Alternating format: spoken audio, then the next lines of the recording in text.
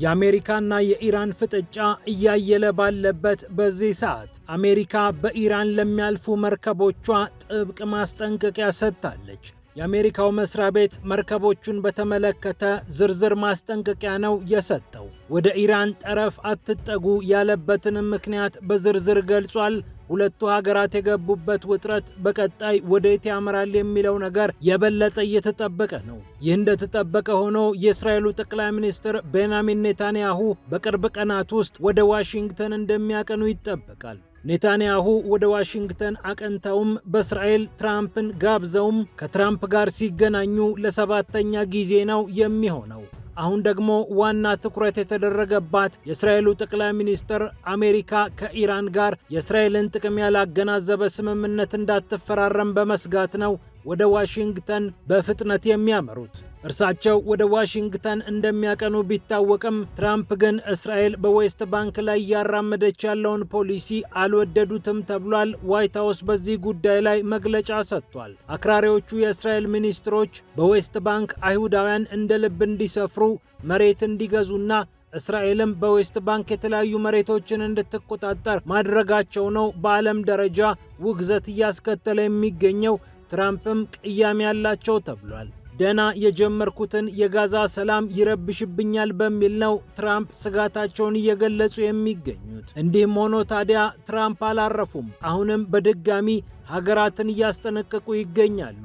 አሁን ደግሞ ፊታቸውን ወደ ካናዳ ዙረው ድልድዩን እዘጋዋለሁ ብለው እያስፈራሩ ናቸው። አሜሪካንና ካናዳን የሚያገናኘው ግዙፍ ድልድይ በአሜሪካ ግብዓት አልተሰራም፣ ደሞ ከቻይና ጋር የተፈራረምሽው ነገር አልጣመኝም ብለው ነው የአሜሪካው ፕሬዝዳንት ካናዳን እያስፈራሩ የሚገኙት። ካናዳም በጉዳዩ ላይ ምላሽ ሰጥታለች። የሁለቱ ሀገራት መካረር አስገራሚ ደረጃ ላይ ደርሷል። ወደ ቀጠናችን ስንመለስ ሶማሊያና ሳውዲ አረቢያ ልዩ ወታደራዊ ስምምነት ተፈራርመዋል። ሲጠበቅ የነበረው ስምምነት የተፈረመው ሶማሊያ የተባበሩት አረብ ኤምሬትስን ድርሽ እንዳትይብኝ ብላ ወታደራዊ ስምምነቶቿን አግጃለሁ ባለች በጥቂት ጊዜ ውስጥ ነው። ሶማሊያ በጥቂት ሳምንታት ውስጥ ከኳታርም ከሳውዲ አረቢያም ከሌሎች ሀገራትም ጋር የጭንቅ ወታደራዊ ስምምነቶችን እየተፈራረመች ትገኛለች። ጉዳዩን እንመለከተዋለን። ፒያሳ ኔትወርክን ስትከታተሉ ሁሉንም በጥልቀት ታገኛላችሁ። ፒያሳ ኔትወርክን ሰብስክራይብ፣ ላይክ እና ሼር በማድረግ የፈጣን የተአማኒና የጥልቅ ዘገባዎች ቤተሰቡን ስንል በአክብሮት ጋብዘናል። አሁን ወደ ጉዳዮቻችን አለፍን።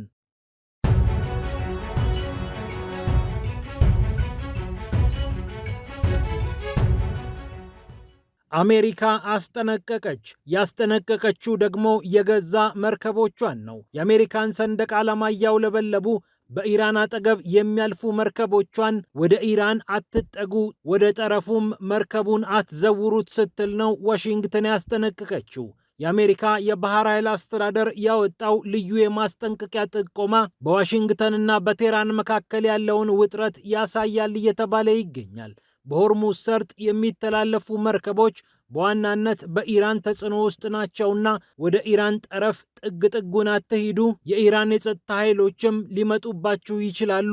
ስለዚህ ከኢራን ይልቅ የኦማንን ጥግ ይዛችሁ ማድረግ ያለባችሁን ጥንቃቄ አድርጋችሁ ሂዱ ብላ አሜሪካ መርከቦቿን አስጠንቅቃለች። በጉዞ ላይ የሚደረጉ ጥንቃቄዎች እንደተጠበቁ ሆነው የኢራን የጸጥታ ኃይሎች ወደ መርከባችሁ መጥተው በግድ መርከቡ ላይ የሚሰፍሩ ከሆነ አላስፈላጊ ግብግብ ውስጥ አትግቡ ስትል ነው አሜሪካ ተጨማሪ ማስጠንቀቂያዋን የሰጠችው። እስከ 20 በመቶ የሚሆነው የዓለማችን ነዳጅ ይመላለስበታል ተብሎ የሚታሰበው የሆርሙዝ ሰርጥ በኢራን ተጽዕኖ ውስጥ ስላለ ኢራን በከፋት ጊዜ ይህንን ሰርጥ በመዝጋት የዓለምን ኢኮኖሚ ልታውክ ትችላለች የሚል ስጋት ሁልጊዜም በመላው ዓለም ይነሳል። ምንም እንኳ ኢራን ከዚህ ቀደም በአሜሪካና እስራኤል ዱላ ሲወርድባት ይህንን ያላደረገች ቢሆንም በተከታታይ የሚወሰዱ እርምጃዎች ካሉና የኢራን ደህንነት አደጋ ውስጥ ይገባል ብላ ካሰበች ግን ሆርሙዝ ሰርጥን ልትዘጋ እንደምትችል ብዙዎች ይሰጋሉ። ከቀይ ባህር አንስቶ እስከ ሆርሙዝ ሰርጥ ያለው አካባቢ ነዳጅ የሚተላለፍበት፣ የዓለም የንግድ ሸቀጦች ወዲህ ወዲያ የሚተረማመሱበት ስለሆነ የሚፈጠሩ የጸጥታ ስጋቶች ብዙዎችን ያውካሉ። እስራኤል በጋዛ የጀመረችው ዘመቻ ሁቲዎች በቀይ ባህር የሚተላለፉ መርከቦች ላይ ሮኬትና ድሮን እንዲያዘንቡ አድርጓቸው እንደነበርና በርካታ መርከቦችም የቀይ ባህርን መስመር ትተው ሌሎች አማራጮችን እስከ መጠቀም ደርሰው ነበር። የተባበሩት አረብ ኤምሬትስም ከ7 ዓመታት በፊት በኦማን ባህረ ሰላጤ አካባቢ መርከቦቿ ችግር ውስጥ ገብተውባት እንደነበር ይታወሳል። አሜሪካ ለመርከቦቿ ይህንን ማስጠንቀቂያ የሰጠችው በኦማን ሙስካት ሁለቱ ሀገራት ንግግር ካደረጉ በኋላ መሆኑ ደግሞ ኢራን አሜሪካን ምን ብላት ነው እንዲህ አይነት ማስጠንቀቂያ እንድታወጣ የተገደደችው በሚል ብዙዎች ነገሩን እያወጡ እያወረዱት ይገኛሉ።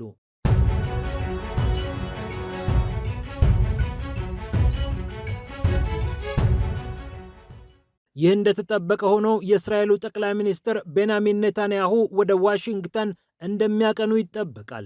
ወደ ዋሽንግተን ከቀናት በኋላ የሚያደርጉትን ጉዞ ካከናወኑ ሰውየው ወደ ዋሽንግተን በመሄድም ወደ እስራኤል ትራምፕን በመጋበዝም በአጠቃላይ ከትራምፕ ጋር ለ7ኛ ጊዜ ይገናኛሉ ማለት ነው ባለፈው 1 ዓመት ውስጥ። ይህ ደግሞ ኔታንያሁና ትራምፕ ምን ያህል በጋራ እየመከሩ ምን ያህል ዝርዝር ጉዳዮችን እያወሩ እንደሚገኙ አመላካች ነው ተብሏል። የጋዛ የሰላም ቦርድ ብለው ያቋቋሙትን ቦርድ በተመለከተ በዋሽንግተን ስብሰባ የጠሩት የአሜሪካው ፕሬዝዳንት ዶናልድ ትራምፕ ኔታንያሁንም ጋብዘዋቸው ነው ወደ ስፍራው የሚያቀኑት። ነገር ግን ኔታንያሁ የጉዟቸው ዋና ማጠንጠኛ የሚሆነው የጋዛ ጉዳይ ሳይሆን የኢራን ጉዳይ ነው። የአሜሪካው ፕሬዝዳንት ዶናልድ ትራምፕ በቀጥታ ከኢራን ጋር እየመከሩ ስለሆነ የመጀመሪያውን ዙር ንግግር በኦማን ስላደረጉ ሰውየው ድንገት ነሸጥ አድርጓቸው የሆነ ስምምነት ቢፈራረሙና የእስራኤልን ጥቅም ባያስከብርስ የሚል ስጋት በኔታንያሁ ዘንድ ተነስቷል። አሜሪካና ኢራን ከዚህ ቀደም በባራክ ኦባማ ዘመን የገቡበትን ስምምነት ቀደው የኔታንያሁን ስሜት ያገናዘበ እርምጃ የወሰዱት ዶናልድ ትራምፕ አሁንም በኔታንያሁ መንፈስ ተጉዘው ለእስራኤል የሚጠቅም ነገር እንዲያደርጉ ኔታንያሁ ይፈልጋሉ። ከዚህ ቀደም ስምምነቱን ያስቀደድኳቸው እኔ ነኝ ብለው ኮራ ጀነን በማለት የሚናገሩት ኔታንያሁ አሁንም ኢራንን በተመለከተ መንግስታዊ ወይም ስርዓታዊ ለውጥ እስከሌለ ድረስ ትርጉም የለሽ ስምምነት መፈራረም የለብንም በሚል አቋም ላይ እንደሚገኙ እየተነገረ ይገኛል። የሚወሰደው ወታደራዊ እርምጃም የኢራንን መንግስት መንግሎ ካልጣለልን ምን ዋጋ አለው? በየጊዜው እየተነሱ ኢራንን መደብደብ ብቻ ለውጥ አያመጣም በሚል ኔታንያሁና መንግስታቸው እያሰቡ እንደሚገኙ በመካከለኛው ምስራቅ ላይ የሚጽፉ ድረገጾች እየገለጹ ይገኛሉ።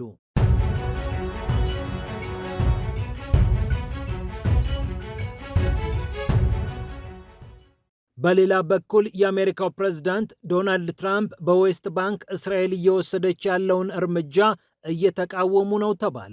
የዋይት ሀውስ ባለስልጣናት እንደተናገሩት ዌስት ባንክ አካባቢ እስራኤል የጀመረችው ነገር በአጠቃላይ የጋዛንና የፍልስጤምን ሰላም የሚያውክ ቀጠናውንም የሚረብሽ ነውና እስራኤል እንዲህ አይነት ድርጊት ውስጥ እንዳትገባ ይመከራል በማለት ትራምፕና አስተዳደራቸው ለስለስ ብለው እስራኤልን ተቆጥተዋል።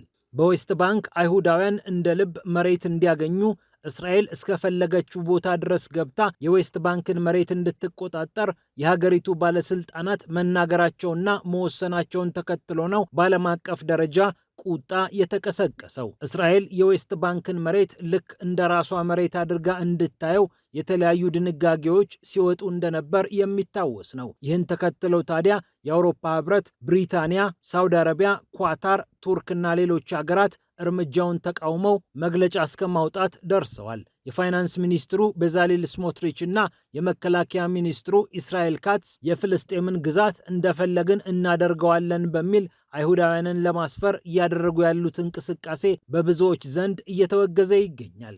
ግብፅ፣ ኢንዶኔዥያ፣ ዮርዳኖስ፣ ፓኪስታን፣ ኳታር፣ ሳውዲ አረቢያ፣ ቱርክ፣ የተባበሩት አረብ ኤምሬትስ በጋራ በመሆን በሰጡት መግለጫ በዌስት ባንክ እየተደረገ ያለው ነገር ልክ አይደለም፣ ህገወጥ ነው፣ ፍልስጤማውያንን ማፈናቀል ይቁም በማለት መረር ያለ መግለጫ ማውጣታቸውም ይታወቃል። የተባበሩት መንግስታት ድርጅት ዋና ጸሐፊ አንቶኒዮ ጉቴሬዝም ይህ ፍጹም ትክክል አይደለም ብለው እርምጃውን እንዳወገዙና አካባቢውን ሊያተረማምስ ከሚችል እርምጃ እስራኤል እንድትቆጠብ አሳስበዋል። ዩናይትድ ኪንግደም እና ስፔንም በተመሳሳይ ቁጣቸውን እየገለጹ ናቸው።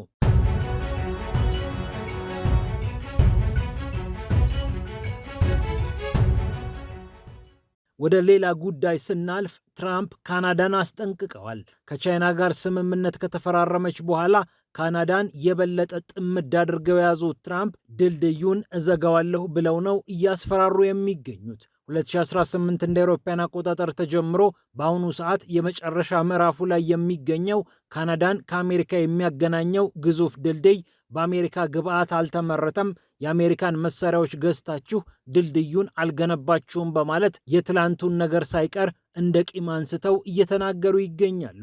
በትሩዝ ሶሻል ማህበራዊ ገጻቸው ላይ እንዳሰፈሩት ጎርዲ ሃው ዓለም አቀፍ ድልድይ የተሰኘው ይህ ድልድይን በተመለከተ አሜሪካ አልተጠቀመችም፣ ካናዳ በዝብዛናለች። ስለዚህ አሜሪካ በድልድዩ ላይ ዋና ባለቤት ማትሆን ከሆነ ድልድዩን ጥርቅም አድርጌ እዘጋዋለሁ ብለው እያስፈራሩ ይገኛሉ።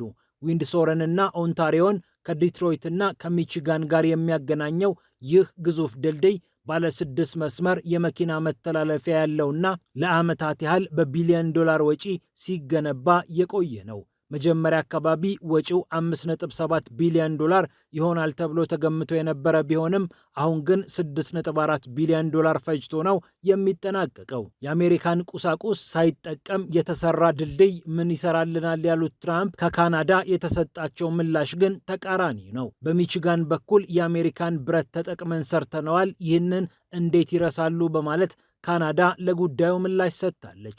ካናዳ የግብርና ምርቶችን በተለይ የወተት ተዋጽኦ ምርቶችን ከአሜሪካ ሲገቡ የጣለችው ቀረጥ የአሜሪካ የአልኮል መጠጦችን በተመለከተ አንዳንድ ግዛቶች በልዩ ሁኔታ የጣሏቸው ዕቀባዎች ካናዳ በቅርቡ ከቻይና ጋር መስማማቷ ጋር ተደማምሮ ትራምፕን ክፉኛ እያስቆጣ እንደሚገኝ ነው የታወቀው። ሙሉ ለሙሉ የካናዳ መንግስት ወጪውን የሸፈነለት ይህ ድልድይ ለሚቺጋን ግዛት ግን የተወሰነ ድርሻ እንዳስረከበ የካናዳ መንግስት ይፋ ያደረገው መረጃ ይጠቁማል። የዊንድሶር ከተማ ከንቲባ ድሪው ዲልከንስም በሚቺጋን በኩል ያለውን ድልድይ እኮ በአሜሪካ ብረት ነው የሰራ ነው በማለት ትራምፕ ያቀረቡትን ክስ አጣጥለዋል። ትራምፕ በመጀመሪያው ዙር የፕሬዝዳንታዊ ስልጣናቸው ጊዜ ይህ ወሳኝ ኢኮኖሚያዊ ድልድይ ነው በማለት ድልድዩን ገልጸውት የነበረ ቢሆንም አሁን ግን ድንገት ተነስተው ይህ ድልድይ በአሜሪካ ብረት አልተሰራም፣ እንደውም አንፈልገውም፣ እንዘጋዋለን፣ ካልሆነ ደግሞ ድርሻ ስጡን ማለታቸው ሰውየው እየተከተሉት ያለውን መንገድ ቁልጭ አድርጎ የሚያሳይ ነው። የካናዳው ጠቅላይ ሚኒስትር ማርክ ካርኒ ከቻይና ጋር ብንፈራረምም እንደፈለግን ከማንም ጋር የቱንም አይነት ነገር ብናደርግም ካናዳ ሉዓላዊት ሀገር ነች፣ ዋሽንግተን ደግሞ ይህንን ማክበር አለባት በሚል በተደጋጋሚ መናገራቸው ይታወሳል።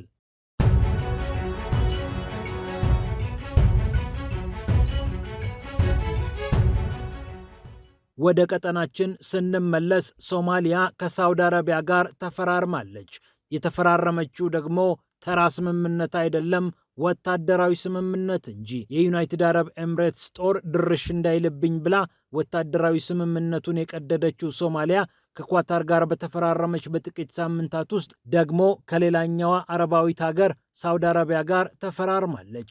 እነዚህ የጭንቅ ጊዜ ስምምነቶች እስራኤል ለሶማሌላንድ እውቅና ከሰጠች በኋላ ተከታትለው የመጡ እንደሆነ መታዘብ ይቻላል። ወደ ካይሮ አምርተው ከግብፁ ፕሬዝዳንት አብደልፈታህ አልሲሲ ጋር የመከሩትና አልሲሲም የሶማሊያን ሉዓላዊነትና ግዛት አንድነት እናከብራለን ያሉላቸው የሶማሊያው ፕሬዝዳንት አሁን ደግሞ ሚኒስትራቸውን ወደ ሪያድ በመላክ እንዲፈራረሙ አድርገዋቸዋል። በሶማሊያ በኩል የመከላከያ ሚኒስትሩ አህመድ ሙዋሊም ፊቂ ስምምነቱን የተፈራረሙ ሲሆን በሳውዲ አረቢያ በኩል ደግሞ አቻቸው ልዑል ካሊድ ቢን ሳልማን ቢን አብዱልአዚዝ እንደተፈራረሙ አልጀዚራ ዘግቧል።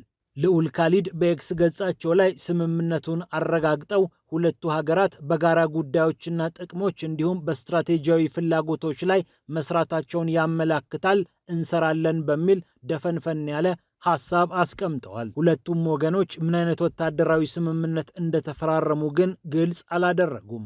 ከኳታር ጋር ያደረገችው ስምምነት በወታደራዊ ስልጠና፣ በአቅም ግንባታና በጸጥታ ትብብር ላይ ተብሎ ዘርዘር ተብሎ የተቀመጠ ቢሆንም ከሳውዲ አረቢያ ጋር የተፈረመው ስምምነት ግን ዘርዘር ብሎ አለመቀመጡ ብዙዎችን ግራ አጋብቷል። ምናልባት ትዕምርታዊ ወይም ሲምቦሊክ ስምምነት ነው ወይስ ሳውዲ አረቢያ ደበቅ እያደረገች ለሶማሊያ የምትሰጣቸው የጦር መሳሪያዎች ይኖራሉ የሚለው ጉዳይ ከግምት የዘለለ መረጃ አልተገኘለትም። ከተባበሩት አረብ ኤምሬትስ ጋር ያደረገቻቸውን ስምምነቶች በተለይ ወታደራዊ የሆኑትን ለጊዜው ያቋረጠችው ሶማሊያ ከዚህ ቀደም ስትፈልግ ከግብፅ ስትፈልግ ከቱርክ ጋር የተለያዩ ወታደራዊ ስምምነቶችን መፈራረሟ የሚታወቅ ነው። ግብፅ፣ ኤርትራና ሶማሊያ በጋራ በመሆን ከጥቂት ጊዜ በፊት ወታደራዊ ስምምነትና ትብብር የተፈራረሙ መሆኑም ይታወቃል። እነዚህ የጭንቅ ጊዜ ውሳኔዎች ሶማሊያን በረጅም ጊዜ ዋጋ ሊያስከፍሏት እንደሚችሉም ይታመናል። ምክንያቱም ጊዜያዊ ቀውሶችን ለማለፍ ሶማሊያ የምትሄድባቸው እርምጃዎች በተለያዩ ጉልበተኞች እጅ ሊጥሏት ይችላሉና። ለቱርክ ጠረፉን ተጠቀሚው፣ ባህር ውስጥ ያለውን ነዳጁንም ማዕድኑንም አውጪው ብላ ተደናብራ የፈረመችው ሞቃዲሾ በቀጣይ ጊዜ ሶማሊያ ብትረጋጋ እንኳ እንደፈለገች ከሌሎች አማራጭ ኃይሎች ጋር ለመስራት ብዙ ችግር ይገጥማታል ተብሎ ይጠበቃል። የተባበሩት አረብ ኤምሬትስ በሶማሌላንድ ያላት ኢንቨስትመንት ቀላል አይደለምና በቀጣይ ለሶማሌላንድ እውቅና ልትሰጥ ትችላለች የሚለው ስጋት እያየለ መጥቷል። የግብፁ ፕሬዝዳንት አብዱል ፈታህ አልሲሲም ወደ ተባበሩት አረብ ኤምሬትስ ያቀኑት ለዚህ ጉዳይ ሳይሆን አይቀርም ይላል ራሺድ አብዲ የተባለው ፖለቲካዊ ተንታኝ በኤክስ ገጹ። ከ442 ሚሊዮን ዶላር በላይ በበርበራ ወደብ ላይ ያፈሰሰችው በበርበራ አካባቢ ወታደራዊ የጦር ቤዝ በልዩ ሁኔታ እየገነባች እንደሆነ የሚነገርላት የተባበሩት አረብ ኤምሬትስ እስራኤልን አግባብታ ለሶማሌላንድ እውቅና ካሰጠች በኋላ ራሷ ልትገባበት ትችላለች። ለሌሎችም ማበረታቻ በመስጠት ለሶማሌላንድ እውቅና እንዲሰጥ ልታደርግ ትችላለች እየተባለም ይገኛል። የሶማሊያው ፕሬዝዳንት ሐሰን ሼክ መሐሙድ በበኩላቸው እስራኤል በሶማሌላንድ የጦር ቤዝ እንዳታገኝ የተቻለንን ሁሉ እናደርጋለን፣ በምንችለው አቅም እንፋለማለን ብለዋል። በእርግጥ የትኛው አቅማቸው እስራኤል ወደዛ አካባቢ እንዳትጠጋ ያደርጋል የሚለው ነገር አጠያያቂ ነው። ምናልባት ቱርክ በቅርቡ ኤፍ-16 የጦር ጀቶችን ጨምሮ የተለያዩ የጦር መሳሪያዎችን እያስጠጋች ስለምትገኝ እነ ሳውዲ አረቢያ እነ ኳታር ተደማምረው ከእስራኤል ያስጥሉኛል የሚል ሀሳብ ሊኖራቸው ይችላል። ከአልጀዚራ ጋር ያደረጉትን ቃለ ምልልስም በዚሁ እስራኤልን በማውገዝ ላይ ተጠምደው እንደጨረሱት የሚታወቅ ነው። እስራኤል ይህንን እንዳታደርግ ብለው አንዴ በልመና አንዴ በማስፈራራት እየገለጹ ቢሆንም ሐሰን ሼክ መሐሙድ እንኳን እስራኤልን አልሸባብንም በቅጡ የሚጠመዝዙበት እጅ አላገኙምና ነገሮች ለእርሳቸው ፈታኝ እንደሆኑ ግልጽ ነው። በሶማሌላንድ በኩል ግን እስራኤል የጦር ቤዝ በሀገራችን ልታገኝ ትችላለች በሚል ባለስልጣናቷ ለቻናል 12 ጭምር ገልጸዋል። ጠረጴዛው ላይ የጦር ቤዝ የሚል ነገር አለ በማለት የሶማሌላንድ ባለስልጣናት በተደጋጋሚ እየገለጹ ይገኛሉ። ፒያሳ ኔትወርክን ስትከታተሉ ስለቆያችሁ ክብረት ይስጥልን ብለናል። ፒያሳ ኔትወርክን ሰብስክራይብ፣ ላይክ እና ሼር በማድረግ የፈጣን የተአማኒና የጥልቅ ዘገባዎች ቤተሰቡን ስንል በአክብሮት ጋብዘናል። ሰላም ለዓለማችን።